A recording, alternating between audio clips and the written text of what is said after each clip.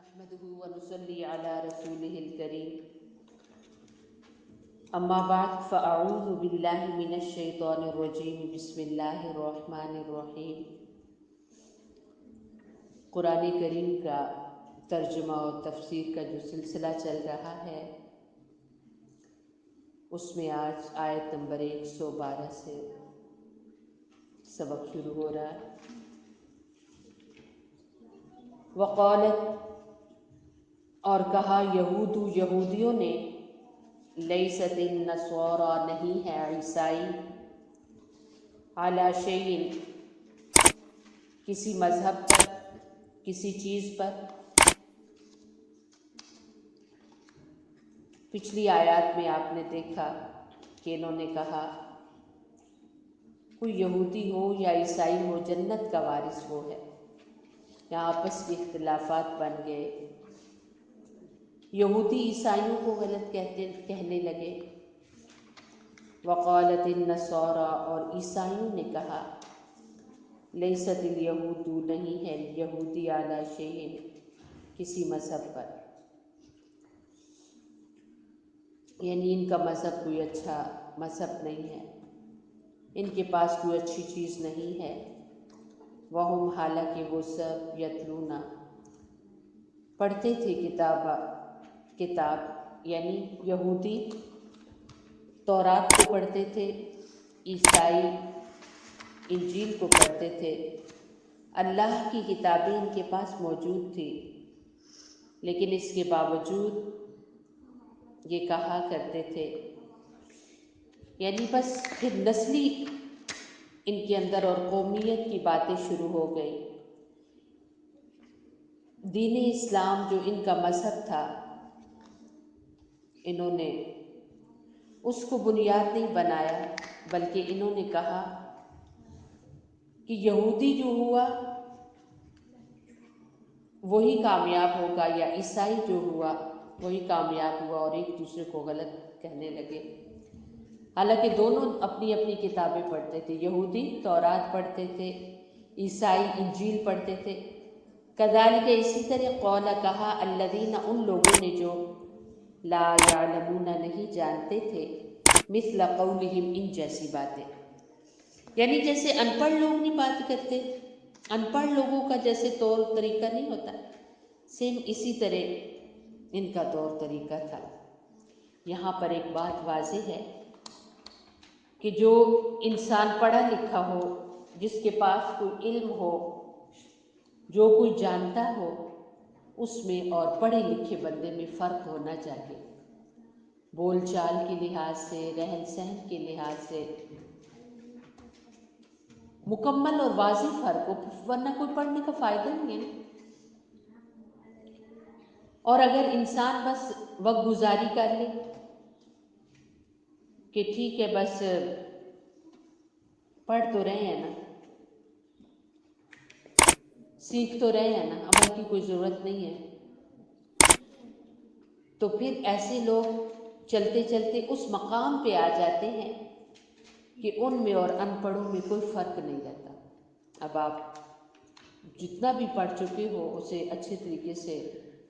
دہراؤ، اور پھر آپ دیکھو کہ کون کون سی چیزیں آپ کے لیے عمل کے لائق ہیں، اور سبھی عمل کے لائق ہیں، سب پر ہی عمل کرنا ہے، اور واضح فرق پیدا کرو آپ میں، اور جو لوگ پڑھے لکھے نہیں ہیں ان میں فرق کرو۔ ورنہ وہ پچھلے دنوں میں میں نے جو آپ لوگ کو ایک حدیث بتائی تھی کہ جہنم کے اندر ایک ایسی جگہ ہے کہ جس کو غم کا کنواں کہا جاتا ہے، اور وہاں پڑھے لکھے بے عمل لوگ جائیں گے۔ تو انسان جب اپنی ذات پہ آتا ہے کہ میں بہت کچھ ہوں اور میں بہت کچھ ہوں، تو وہاں پہ مذہب چھوٹ جاتا ہے۔ اب انہوں نے بھی خود کو دیکھا، کوئی چہرے کی وجہ سے حسین، کوئی کپڑوں کی وجہ سے حسین، کوئی مالدار، تو بس پھر کیا ہوا کہ مذہب ہٹ گیا، پھر یہ کہنا شروع کر دیا کہ عیسائی اچھے ہیں، عیسائیوں ہیں، یہودی اچھے نہیں ہیں، اور پھر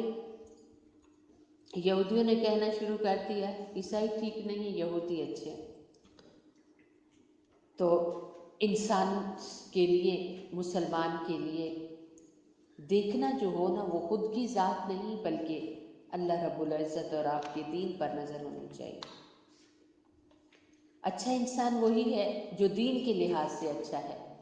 بہترین انسان وہی ہے جو دین کے لحاظ سے اچھا ہے، وگرنہ تو پرندوں میں کتنے ہی خوبصورت پروں والے بھی پرندے ہیں،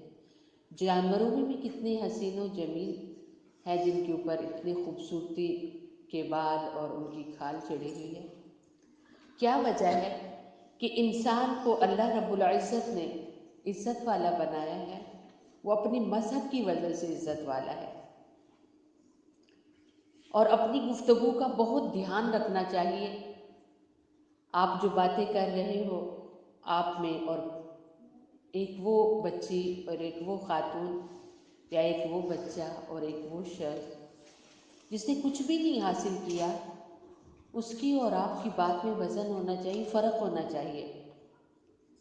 محفل میں بیٹھ کر بڑی ہی دھیان رکھنا چاہیے کہ کہیں میرے زبان سے پھسلنے والے الفاظ میری شخصیت کو داغدار نہ کر دیں۔ میں کتنی بھی بڑی پڑھی لکھی ہوں، میرے الفاظ بتائیں گے کہ میرے اندر کیا علم ہے۔ آپ کتنے پڑھے لکھے ہو، آپ کی باتیں آپ کی شخصیت کو نکھاریں گی۔ اس لیے گفتگو کرتے ہوئے بہت دھیان کرنا چاہیے۔ فاللہ پس اللہ تعالیٰ یحکم فیصلہ کرے گا بینہم ان کے درمیان، یوم القیامت قیامت کے دن، فیما اس مسئلے میں کانوا تھے وہ فیہ جس میں یختلفون اختلاف کرتے، یعنی قیامت کے دن یہودیوں نے تو یہ کہہ دیا تھا کہ عزیر علیہ السلام اللہ کے بیٹے ہیں، اور عیسائیوں نے کہا عیسیٰ علیہ السلام اللہ کے بیٹے ہیں۔ ان کے دیکھا دیکھی پھر اہل عرب نے یہ کہا تھا کہ جو فرشتے ہیں وہ اللہ کی بیٹیاں ہیں۔ تو ان کے بیچ ایک شبہ اور اختلاف رہا جو دنیا میں تو نہ ختم ہو سکا۔ شبہ اور اختلاف تو یہی نا کہ بعض لوگ کہتے تھے یہودی ٹھیک ہے، عیسائی نہیں ٹھیک ہے، عیسائی کہتے تھے ہم ٹھیک ہیں، یہودی ٹھیک نہیں۔ یہ ان کی اپنی ذاتی خواہشات تھی جن کا فیصلہ قیامت کے دن ہوگا۔ ومن اور کون اظلم بڑا ظالم ہے، ممن اس شخص سے جو منع روکے مساجد اللہ اللہ کی مسجدوں سے، ان یذکر کہ ذکر کیا جائے فیہا ان مسجدوں میں، اسمہ اللہ کا نام، وسعی اور وہ کوشش کرے فی خرابیہا ان کو ویران کرنے کی۔ یعنی اس شخص سے بڑا ظالم کون انسان ہے جو اللہ رب العزت کی مساجد سے روکے۔ یہ جو یہودی اور عیسائی تھے، ان کے جو بڑے تھے جن کے اندر اپنی ذات اور میں آ گئی تھی، انہوں نے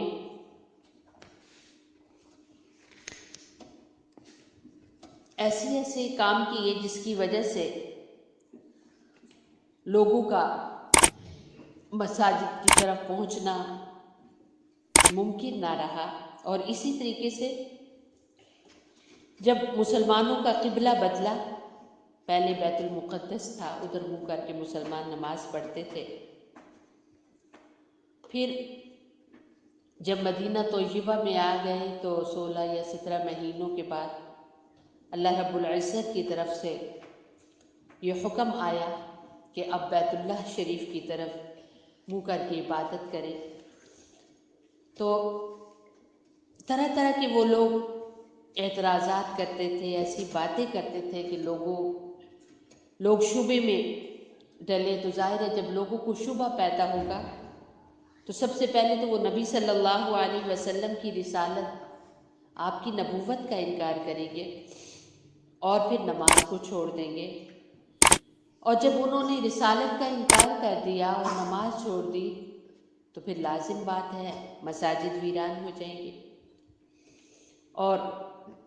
اس طرح کی کوشش یہودی چونکہ مدینہ میں کثرت سے رہتے تھے تو وہ کوشش کرتے رہتے تھے کہ مسجد نبوی کو ویران کریں اس طرح کے طور طریقوں سے، کیونکہ ان کے بڑوں کا یہی طور طریقہ رہا ہے۔ کیونکہ ایک وقت تھا کہ یہودی شام پر انہوں نے چڑھائی کی اور اس قدر قتل و غارت کیا، اور بعض جاہل لوگ ان کے جو تھے ان کے ہاتھوں تو بیت المقدس کی بہت سخت بے حرمتی ہوئی۔ انہوں نے وہاں خوب خون ریزی کی اور بیت المقدس کے اندر انہوں نے سور اور خنزیر چھوڑ دیے، اور ایک عرصے تک بیت المقدس ان کی اس حرکت کی وجہ سے ویران رہی۔ پھر مسلمانوں کے دور میں حضرت عمر فاروق رضی اللہ تعالیٰ عنہ کے دور میں مسجد بیت المقدس آزاد ہوئی، فتح ہوئی اور پھر آباد ہوئی۔ پھر ایک عرصے کے بعد انہی کے ہاتھ پھر چلی گئی، عیسائیوں کے ہاتھ چلی گئی۔ پھر اللہ رب العزت نے مسلمانوں کو ایک خلیفہ سلطان عطا کیا کہ جنہوں نے پھر بیت المقدس کو فتح کیا۔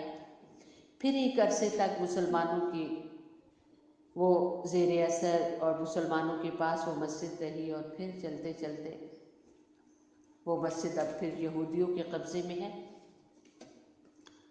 تو یہ ہے کہ ایسی حرکتیں یہ لوگ کرتے تھے کہ جس کی وجہ سے مساجد ویران ہو جائیں۔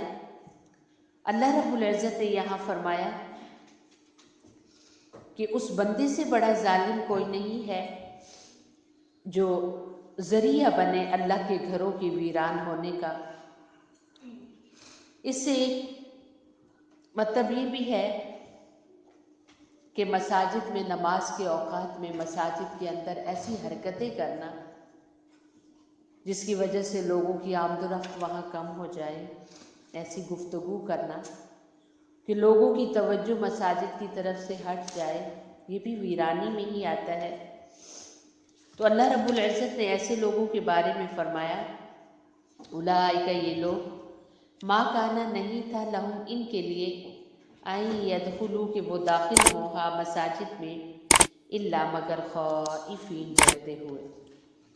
یعنی ایسے لوگ اللہ کے گھر میں جب آئیں تو ان کے اوپر ضروری ہے کہ وہ خوف خدا کھاتے ہوئے آئیں،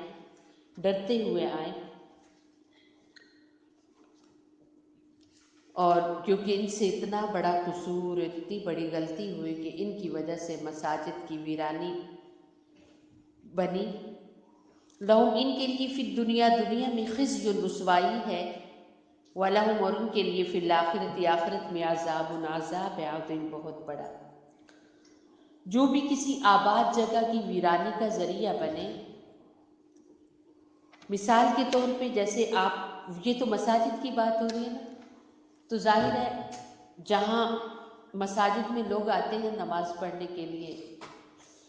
کب آئیں گے؟ جب وہ نماز سیکھے ہوں گے۔ تو نمازیں کہاں سکھائی جاتی ہیں؟ مدارس میں علماء عالمات لوگوں کو اللہ کی عبادات سکھاتے ہیں۔ اگر عبادات سیکھنے والے لوگوں کے اندر ایسی ایسی حرکتیں اور ایسی ایسی باتیں پائی جائیں، یا وہ ایسے لوگ تیار ہوں کہ دوسروں کو دین کے قریب کرنے کے بجائے دین سے دوری کا سبب بنے، تو ایسے لوگ بھی اسی میں داخل ہیں۔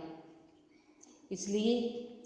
سیکھتے ہوئے بہت خیال رکھنا چاہیے۔ دین سیکھنا کوئی لفظوں کو رٹنے کا نام نہیں ہے، بلکہ اسے عملی زندگی بنانے کا نام ہے۔ یہاں تک آپ کتنی بار پڑھ چکے ہیں کہ نماز قائم کرو، تو آپ سوچیں کہ آپ کتنی نماز پڑھتے ہیں اور کتنی اچھی نماز پڑھتے ہیں۔ نماز قائم کرنے کے بارے میں آپ کو کئی بار بتایا گیا ہے کہ اچھی نماز پڑھنے کے لیے، صحیح نماز کے لیے ضروری ہے کہ جب آپ نماز پڑھ رہے ہوں تو آپ کو پتہ ہو کہ ایک ایک لفظ جو آپ پڑھ رہے ہیں وہ کیا ہے۔ جب انسان کو یہ پتہ ہو کہ الفاظ جو وہ پڑھ رہی ہے وہ یہ الفاظ اور یاد بھی ہوں تو پھر آہستہ آہستہ نماز اچھی ہو جاتی ہے۔ اور پھر یہ سوچنا چاہیے کہ نماز میں اللہ کے لیے پڑھ رہی ہوں، اللہ سے باتیں کر رہی ہوں، تو اللہ کتنا بڑا ہے، کل کائنات سے اللہ بڑا ہے، تو اتنی بڑی ذات کے سامنے جب آپ کھڑے ہوں گے تو ظاہر ہے وہاں پر پھر آپ کے چھوٹے چھوٹے خیالات تو نہیں آگے آئیں گے نا۔ تو سب سے پہلے اللہ کی عظمت دل میں رکھنا اور پھر عبادات کرنا۔ تو ایسی عبادات جب انسان کو ایسی جگہوں سے حاصل ہوں، ان جگہوں کے لیے ویرانی کا انسان ذریعہ بنے، مساجد کی ویرانی کا ذریعہ بنے، تو کچھ گناہ ایسے ہیں کہ جن کی دونوں جہانوں میں پکڑ آتی ہے۔ ان میں سے ایک غلطی اور ایک گناہ یہ بھی ہے کہ انسان اللہ کے گھروں کی ویرانی کا سبب بنے۔ کتنے لوگ آپ دیکھتے ہیں وطن عزیز میں جن کے ہاتھوں سے اللہ کے گھروں کی بے حرمتی ہوئی، اللہ کے گھروں کو انہوں نے نشانہ بنایا، شہید تک کر دیا، آج تک اللہ کے عذاب کی پکڑ میں ہے۔ آخرت تو پھر جب آئے گی تو پھر پتہ چلے گا نا آخرت میں کتنا بڑا اور سخت عذاب ہے، لیکن دنیا آج انہیں عبرت کی آنکھوں سے دیکھ رہی ہے کہ اتنا شدید عذاب ہے،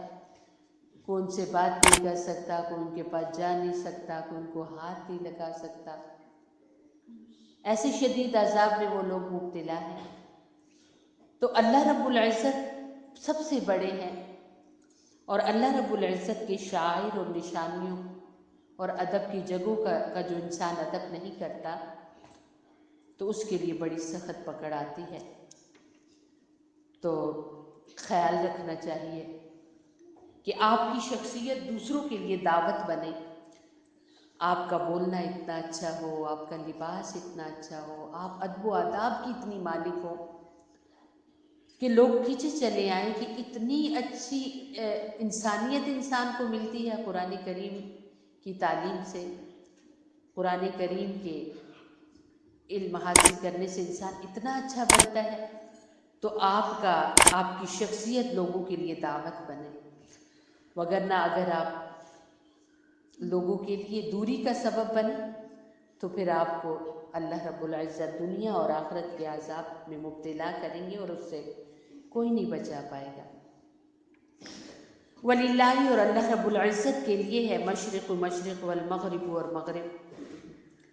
فَأَيْنَمَا فِي جِدَّ تُوَلُّوا، تم منہ کرو فَثَمَّ، پس اسی سمت ہے وجہ اللہ، اللہ کا سامنا۔ ان اللہ، بے شک اللہ تعالیٰ، واسع،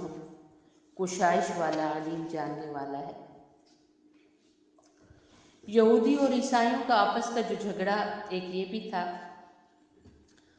کوئی بیت المقدس کی کس سمت کو اپنے لیے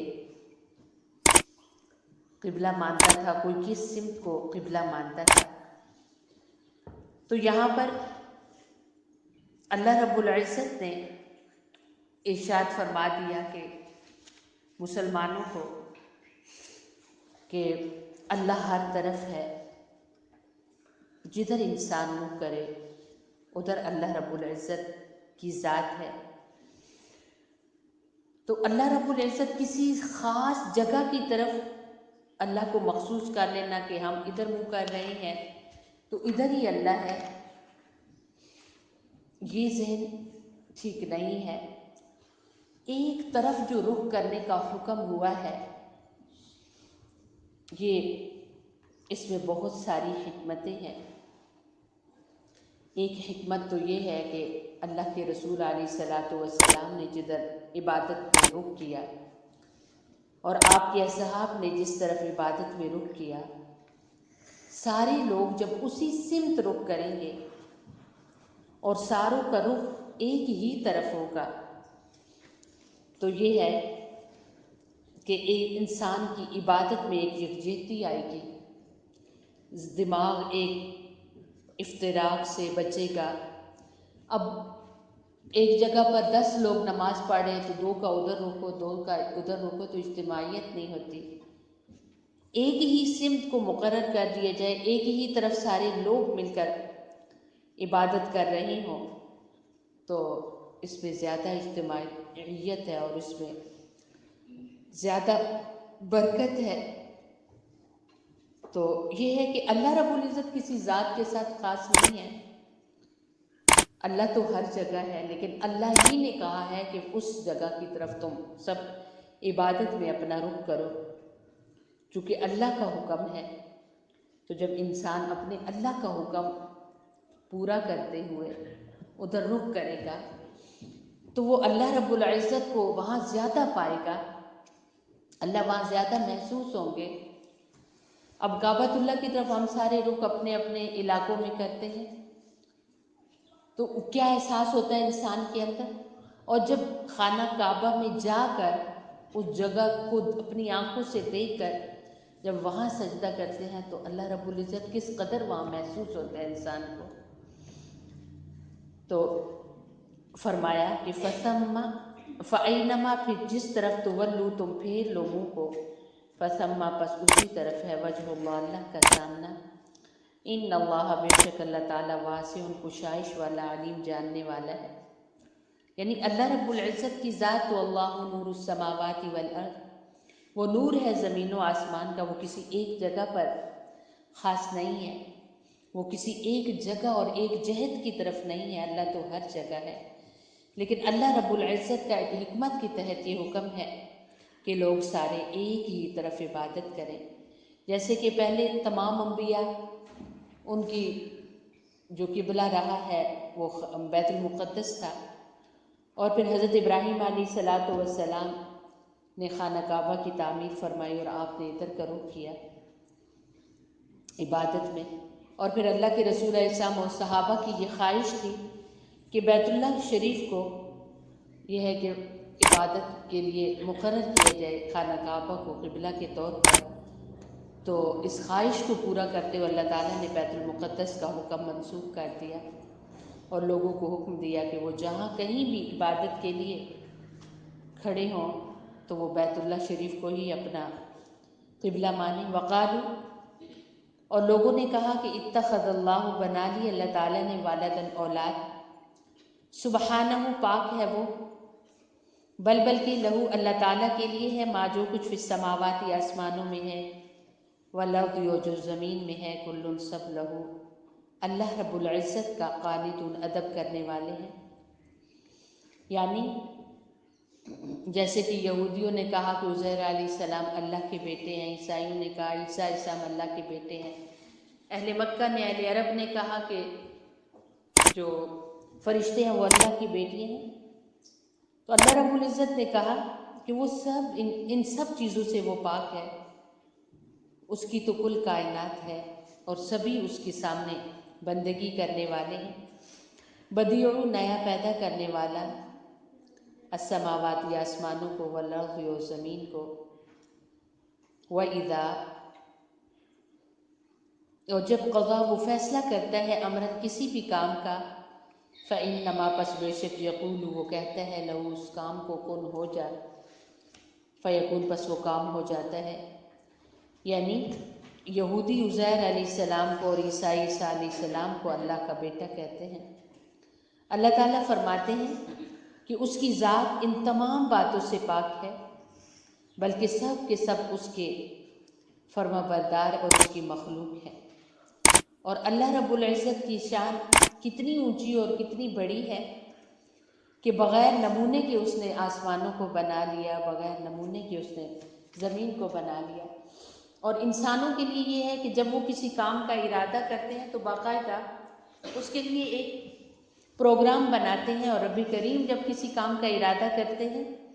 تو بس وہ اتنا ہی کہتے ہیں کن ہو جا، تو وہ فیکون وہ کام ہو جاتا ہے۔ وقال، اور کہا الذین، ان لوگوں نے جو لا یعلمون نہیں جانتے تھے، بے علم تھے، لولا کیوں نہیں، یکلمنا کلام کرتا ہم سے اللہ اللہ تعالیٰ، او تاتینا یا آتی ہمارے پاس آیتن کوئی نشانی۔ جب انسان اب اپنے آپ کو بے علم رکھے اور بے علم رہے، جاہل رہے، تو اس کے لیے کوئی بھی بات کہنا مشکل نہیں ہے۔ پڑھے لکھے لوگ تو سوچ سمجھ کے بات کرتے ہیں نا، تو ان پڑھ لوگوں کی زبان سے جو آتا ہے نکال دیتے ہیں۔ اب اہل کتاب میں بھی ایسے ہی لوگ تھے جو بت پرست تھے اور بت پرستی بتوں کی عبادت کے ساتھ ساتھ ان پڑھ بھی تھے، تو اپنی باتوں میں کہنے لگے کہ جیسے موسیٰ علیہ السلام سے اللہ رب العزت نے کلام کیا اور رسول اللہ صلی اللہ علیہ وسلم کے پاس وحی آ رہی ہے، تو ہمیں تھوڑی سی تو بات کر کے اتنا بتا دیں کہ یہ آپ علیہ السلام آخری نبی ہیں، سچے نبی ہیں، تو ہم مان لیں گے۔ یعنی اس طرح کی گفتگو کرنا یہ عقل مند لوگوں کی نشانی نہیں ہوتی، بے وقوف اور ان پڑھ لوگ اس طرح کی باتیں کرتے ہیں۔ اور کہنے لگے کہ چلو بات نہ ہو تو کوئی نشانی ہماری طرف اسپیشل بھیجی جائے جس سے ہم مان لیں کہ یہ نبی ہیں۔ اور کون سی ایسی نشانی نہیں تھی کہ جس سے آپ علیہ السلام کی نبوت ظاہر نہ ہو رہی ہو۔ سب سے بڑی نشانی تو آپ علیہ السلام کی ذات پاک ہے۔ عرب کا وہ معاشرہ، عرب کے وہ لوگ جہاں پر انسانوں کی انسانیت ہی ختم تھی، اللہ نے اپنے ایک ایسے محبوب کو پیدا کیا کہ جو سارے انسانوں میں ایک منفرد انسان تھے۔ جب آپ نے 40 سالوں کے بعد اعلان فرمایا نبوت کا، تو آپ نے ان سے جو الفاظ سب سے پہلے کہے وہ یہ تھے کہ میں نے تم میں 40 سالہ اپنی زندگی گزاری ہے، تم بتاؤ تم نے مجھے کیسا پایا۔ تو کوئی ایک بھی نہیں تھا جو آپ پر انگلی رکھتا، سبھی نے یک زبان ہو کر کہا کہ ہم نے آپ کو سچا اور امانت دار پایا۔ تو آپ علیہ السلام کی زندگی ہی آپ کی نبوت کی سب سے بڑی دلیل، آپ کی شخصیت، آپ کا جسم، آپ کی ذات اپنی نبوت کی سب سے بڑی دلیل تھی، لیکن اس کے باوجود یہ کہہ رہے ہیں۔ تو قولا کہا الذین، ان لوگوں نے جو من قبلہم ان سے پہلے تھے، مثل قولہم انہی جیسی باتیں، یعنی یہ آج کے اہل کتاب اس قسم کی باتیں نہیں کر رہے، پہلے لوگوں نے بھی ایسی ہی جہالت کی باتیں کی تھی، یہ نئی بات نہیں ہے۔ اور جو یقین لانے والے ہیں ان کے لیے ہم نے نبی علیہ السلام کے برحق ہونے کے لیے نشانیاں اللہ تعالیٰ فرما رہے ہیں کہ بیان کرتی ہیں۔ اور جن کی دلوں کے اندر ضد ہے، جو دشمنی میں اڑے ہوئے ہیں، تو بس ان کے لیے تو پھر بہانہ ہی چاہیے، باقی ماننے والوں کے لیے بہت ساری نشانیاں ہیں۔ ایک بار اس کا ترجمہ اس آیت کا پھر کریں۔ وقال الذین، اور کہا ان لوگوں نے جو لا یعلمون نہیں جانتے تھے، لولا کیوں نہیں یکلمنا کلام کرتا ہم سے اللہ تعالیٰ،